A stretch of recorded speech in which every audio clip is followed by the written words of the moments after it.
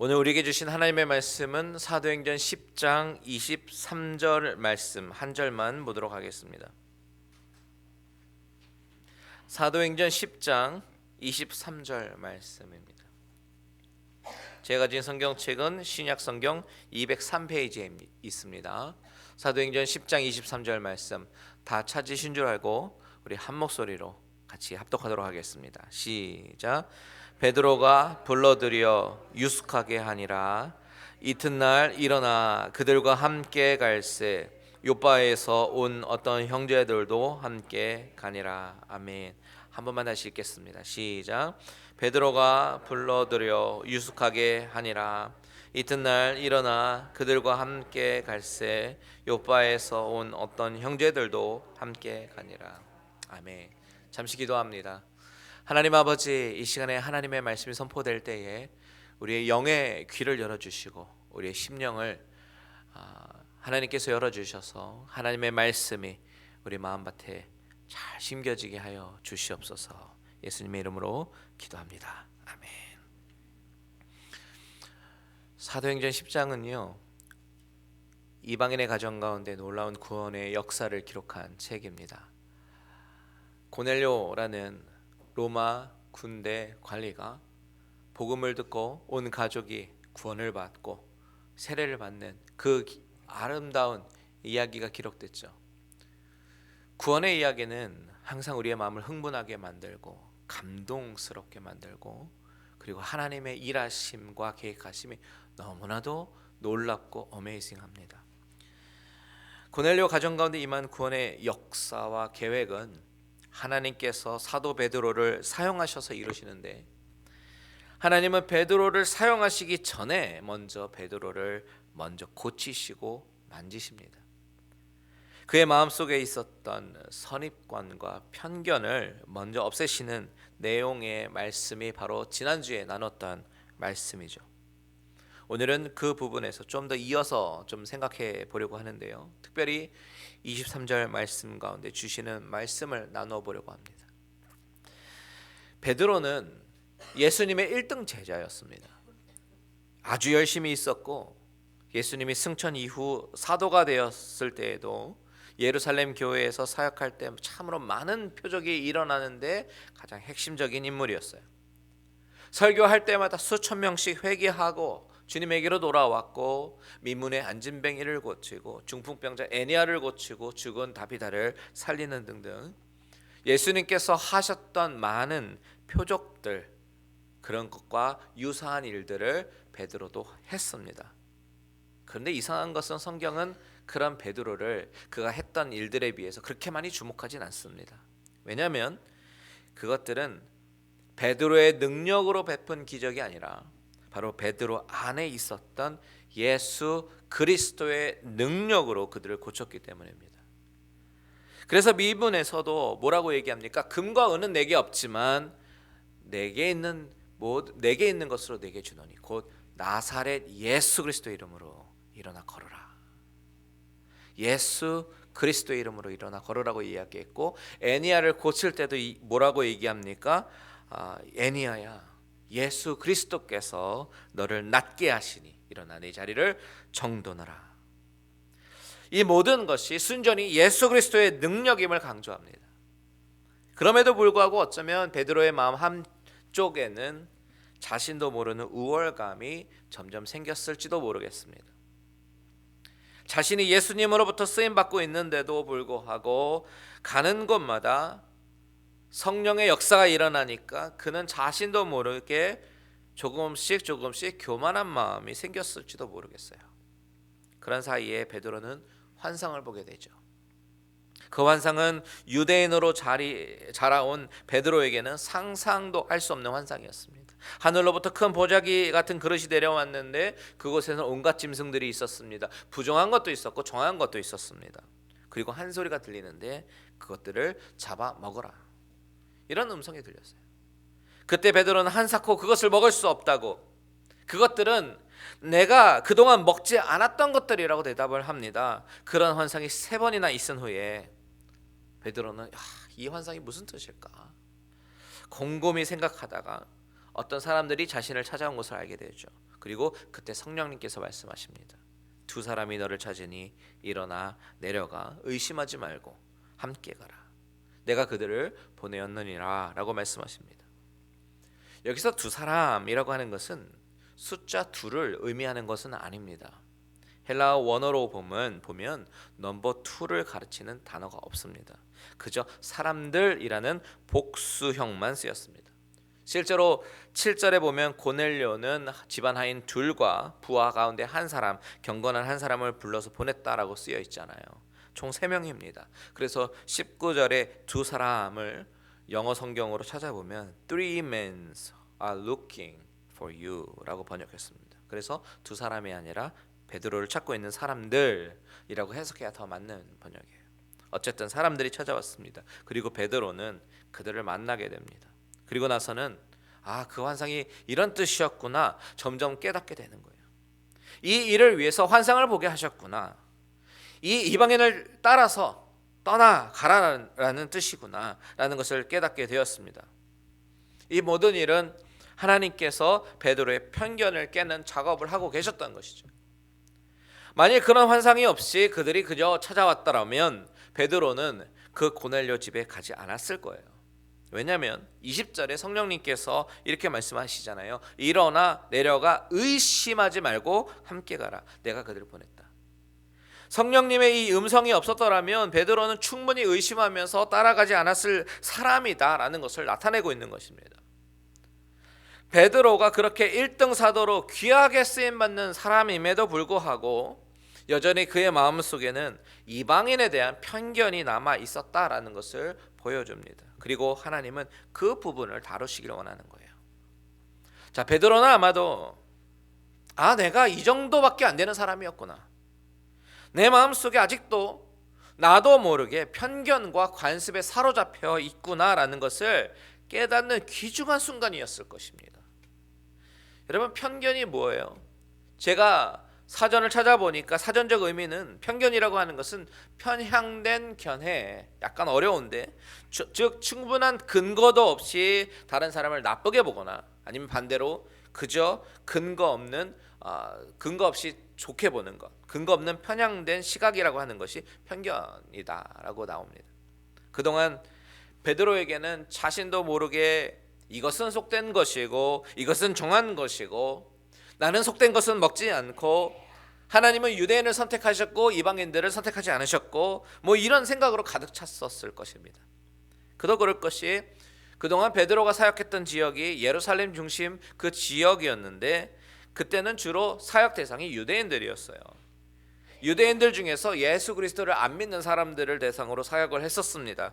그래서 그때 당시에는 이방인을 크게 고려하지 않았던 것 같아요. 물론 주님께서 유대와 사마리아 땅끝까지 이르러 내 증인이 되리라 라고 말씀하셨고 빌립이 사마리아에서 이제 사역을 하면서 그 현장에 달려가서 그들에게 안수하고 성령 받는 현장 가운데 있기도 했지만 그럼에도 불구하고 그의 마음 한쪽 구석에는 이방인에 대한 편견이 자리 잡고 있었던 것이죠. 그것을 자신도 모르고 있었어요.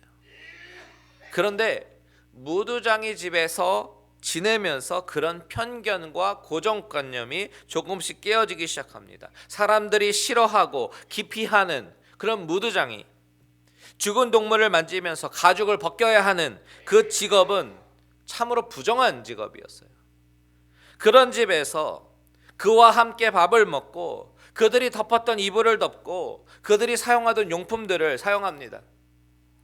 사실 그것조차도 베드로에게는 신선한 충격이었을 거예요. 왜 하나님이 이리로 인도하셨을까? 사람들이 부정하다라고 여기고 싫어하는 사람도 하나님은 사랑하시는구나. 그와 함께 지내면서 하나님의 말씀도 나누고 예배하고 기도했을 것입니다. 그는 무두장이지만 유대인이거든요. 그래서 거기까지는 감수할 수 있었을 거예요. 그런데 이제는 아예 이방인 땅으로 자신을 보내시려고 하는 성령님의 음성과 환상을 보고 그는 그의 고정관념과 편견이 깨어지는 그런 경험을 하는 것이죠. 그때 베드로는 자신에게 찾아온 사람들에게 왜 찾아왔느냐고 묻게 되고 이제 그 이유를 알게 되는데요. 그 이유를 그들이 뭐라고 얘기합니까? 22절 우리 다 같이 한번 읽겠습니다. 시작. 그들이 대답하되 백부장 고넬료는 의인이요 하나님을 경외하는 사람이라. 유대 온 족속이 칭찬하더니 그가 거룩한 천사의 지시를 받아 당신을 그 집으로 청하여 말을 들으려 하느니라 한데, 자, 이 사람들이 중요한 이야기 세 가지를 해요. 첫 번째, 고넬료가 어떤 사람인가. 두 번째, 그에게 무슨 일이 일어났는가. 그리고 세 번째, 그가 이제 앞으로 무엇을 하려고 하는가. 이 세 가지 정보를 주는데, 첫 번째, 고넬료는 어떤 사람인가. 백부장, 즉 로마 군대의 장교이고 그의 성품은 의인이고 또한 하나님을 알고 섬기는, 하나님을 경외하는 사람이다라고 얘기합니다. 자, 두 번째, 그에게 어떤 일이 일어났는가. 거룩한 천사의 지시를 받았다. 즉 베드로 자신처럼 강력한 하나님의 신호를 받았음을 이야기하고 있는 거예요. 이 이야기를 들었을 때 아마도 베드로는 막 소름이 끼쳤을 거예요. 아, 하나님이 뭔가 일을 꾸미고 계시는구나. 그것이 어떤 일인지 모르지만 어떤 일을 계획하셨구나. 그렇죠? 그리고 세 번째, 그가 무엇을 하려고 하는가? 베드로를 집으로 청해서 말씀을 들으려고 한다. 베드로의 어떤 말씀을 갈망하며 기다리고 있다라는 것을 알게 됩니다. 자, 이쯤 되면 베드로는 이제 자신이 본 환상과 더불어서 이 들은 이야기와 이렇게 합쳐 보니까 이것은 하나님께서 강력하게 나를 보내시는 것이구나라는 것을 깨달았을 것입니다. 여러분, 이렇게 강력한 신호로 하나님이 여러분에게 말씀하신다면 여러분은 어떻게 반응하시겠어요? 사실 베드로의 성정상 베드로는 아주 진취적이고 열심히 있는 사람이기 때문에 이만큼 강력한 신호로 말씀하셨을 때는 뒤도 돌아보지 않고 바로 출발했을 것입니다. 그런데 오늘 본문에서는 아주 흥미로운 사실을 발견하지요. 23절 다 같이 읽습니다. 시작. 베드로가 불러들여 유숙하게 하느랴. 이튿날 일어나 그들과 함께 갈새 요바에서 온 형제들도 함께 가니라. 자, 여기 보시면 베드로는 그들과 함께 바로 떠나는 것이 아니라 그들을 불러서 들여서 유숙하게 했다라고 이야기합니다. 왜 그랬을까요? 그 시간이, 출발 시간이 늦어서일까요? 아닙니다.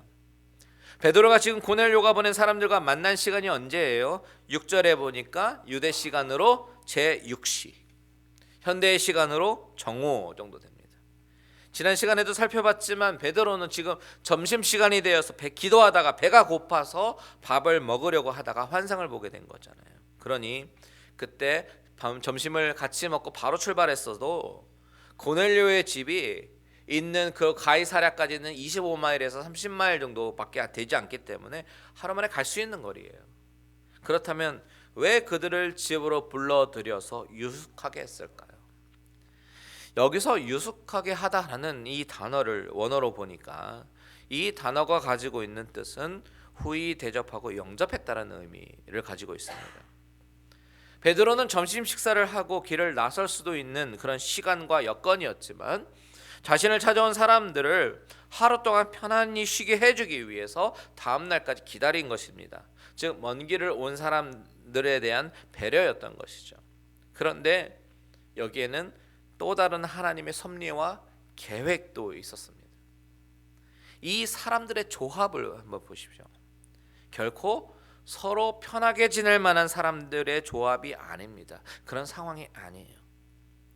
무두장이 시몬과 베드로의 입장에서 볼까요? 그러면 이들은, 찾아온 사람들은 이방인들입니다. 이방인들이 집에 찾아온 것조차도 불편할 수가 있는데 그들을 불러들여서 같이 식사를 하고 같은 지붕 밑에서 잠을 잔다? 이것은 당시 문화로서는 있을 수가 없는 일입니다.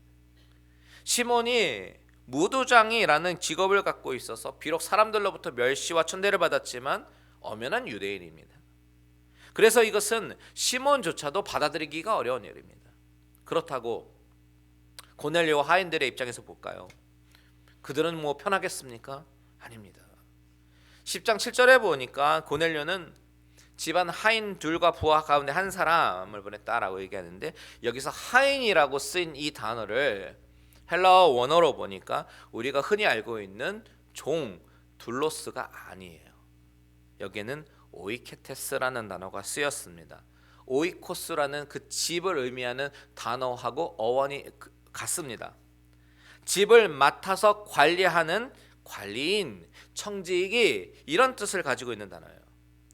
그래서 베드로전서 2장 18절에 보면 이 단어를 사환들이라고 번역했습니다. 무슨 말이냐면 이 하인들은 가장 천한 종들이 아니라 그 종들 중에서도 집안일을 책임지고 맡은 관리인, 청지기라는 것입니다. 그런데 그들의 주인이 누구예요? 당시 최고의 강대국 로마의 군인 장교 백부장입니다. 이들도 로마 사람이에요.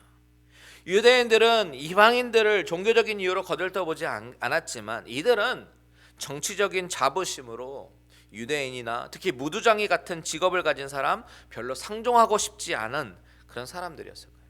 그저 주인이 시켜서 온 거지. 어쩌면 무두장이 집에 있는 것 자체가 불편했을 수도 있습니다. 그러니 지금 이 사람들을 불러들여서 유숙하게 했을 때 그들이 서로 밥을 먹고 잠을 자는 그런 상황은 서로 어색하고 불편했던 상황이었다라는 것이죠. 그런데 그들이 베드로가 권하는 대로 무두장이 집에 들어가서 같이 먹고 같이 잠을 자면서 쉬게 됩니다. 여러분, 이 그림으로 시사하는 바가 무엇일까요? 하나님께서 왜 이 조합을 허락하셨을까요? 그들은 지금 국적과 상관없이, 신분과 상관없이, 관습과 문화와 상관없이 한데 어우러져서 같이 먹고 이야기를 나누고 잠을 자고 있습니다. 유대인과 이방인의 막혔던 담을 하나님께서 허물고 계시는 거예요. 이 무두장이의 집은 이제는 마치 하나의 교회처럼 되어가지고 너무나도 아름다운 교회를 이루게 된 것입니다. 십자가는 비록 없었지만, 훌륭한 악기는 없었지만, 어떤 형식을 갖춘 그런 예배는 없었지만 교회를 이루게 되었습니다. 교회가 무엇입니까? 한 명의 신자는 교회가 될 수 없지만 주님의 이름으로 모인 두세 사람이 모인 곳에 주님이 계시기 때문에 그곳은 영락없는 주님의 교회가 되는 것이에요. 사람들에게 버림받아서 마을로부터 멀리 떨어진 해변가의 무두장이의 집이 그리스도라는 이름으로 모인 사람들의 교회가 되었습니다. 여러분, 교회는 바로 이런 곳이 되어야 합니다.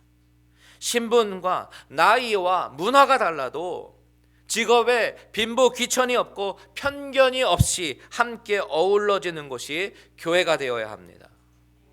오늘 본문에 나오는 무두장이의 집은 주님이 장차 이 땅에 이루어 가실 유니버설 철치를 보여주는 장면이에요.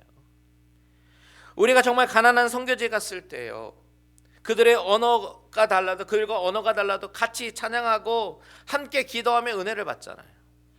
지난번 멕시코 단기 선교 갔을 때에도 그들이 부르는 찬양을 우리는 정확하게 따라 할 수는 없었지만 그 안에 흐르는 성령님을 우리는 경험했고, 우리가 눈물로, 한국어로, 방언으로 그들의 손을 잡고 기도할 때 그들에게 성령이 임하고 눈물 범벅이 되었던 것을 기억합니다. 바로 이것이 유니버설 철치입니다.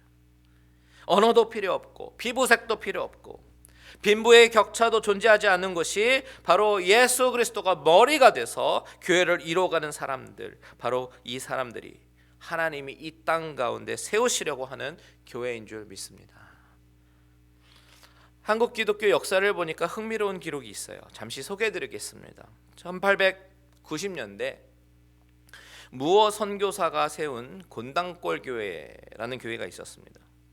그때는 고종 황제 시대였기 때문에 양반과 천민의 그 갭이, 사회적인 갭이 여전히 존재하던 시대였어요. 그때 사람들로부터 아주 천하게 취급을 받는 백정의 아들이 교회 앞마당에서 놀다가 그의 아버지가 장티푸스에 걸렸다라는 소식을 듣게 됩니다. 선교사님이. 그 아버지는 그저 백정 박씨라고 불리는, 그냥 이름도 없고 성만 불리던 그런 사람이었어요. 그런데 그가 어떤 날 장티푸스에 걸려서 죽게 되었고, 그 이야기를 들은 이 무어 선교사는 고종 황제의 주치의인 에비슨 선교사를 데리고 그에게 찾아가서 박씨를 치료하게 됩니다. 그 결과 박씨는 깨끗하게 치료함을 받게 되었고 그 기쁨과 감격으로 그 곤당골 교회에 나가게 됩니다. 그래서 무어 선교사는 그를 환대하고 백정박씨가 아니라 박성춘이라는 이름도 지어주고 세례까지 베풀었습니다. 이 박성춘 성도의 입장에서는 이것이 얼마나 감격스러운 일이겠어요. 그래서 열심히 신앙생활을 했겠죠. 그런데 문제가 생겼습니다. 그 교회에 출석하던 양반들이 교회에 출석 거부를 하기 시작한 것이죠. 양반과 백정이 함께 예배를 드릴 수 없다면서 무어 선교사에게 백정을 내보내라고 그렇게 요구를 했습니다. 그런데 무어 선교사가 그 요구를 들어줄 리 만무하지요. 교회는 다 같은 하나님의 자녀이기 때문에 차별이 있어서는 안 된다라고 말했습니다.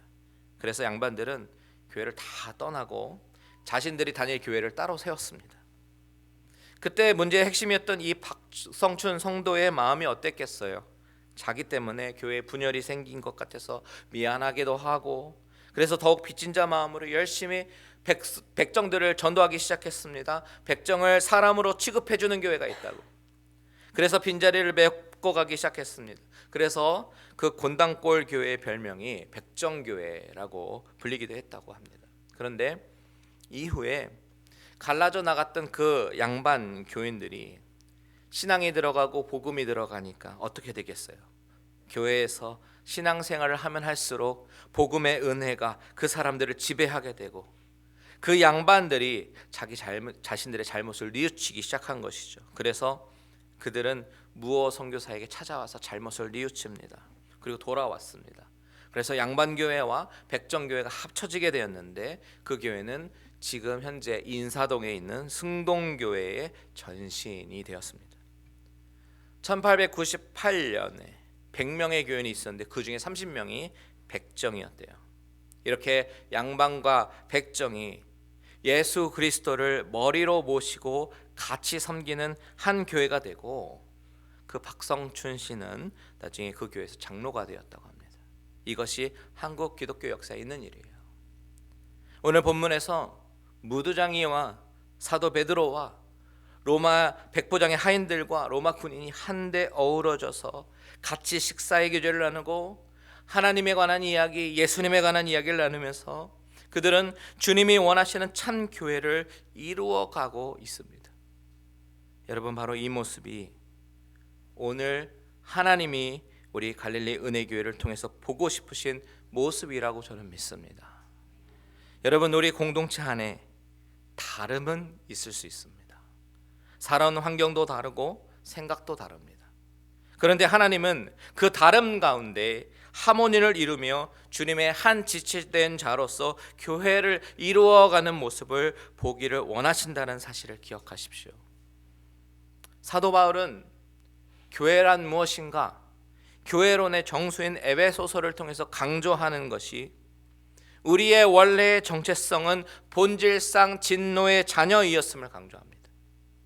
그럼에도 불구하고 허물로 죽은 우리를 그리스도께서 살리신 것은 은혜로 말미암은 구원임을 강조해요.